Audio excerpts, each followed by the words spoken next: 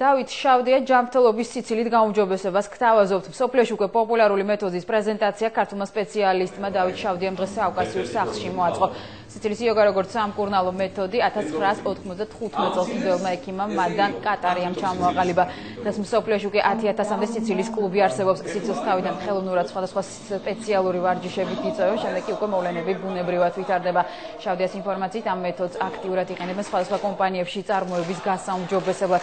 თავდამიმართულებით გერმანიასა და შვეიცარიაში მოღვაწეობს და სურს სიცილის კლუბები საქართველოშიც ჩამოაყალიბოს.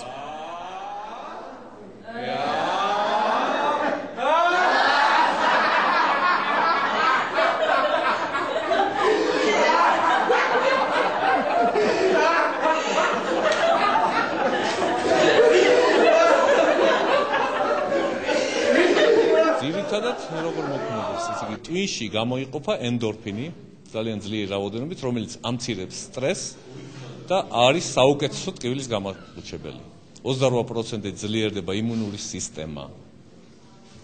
შემდეგ გული ღებულობს იგივე დატვირთვას, რაც მაგალითად 10 წუთიანი სიცილი ტოლფასია 20 წუთის სირბილის.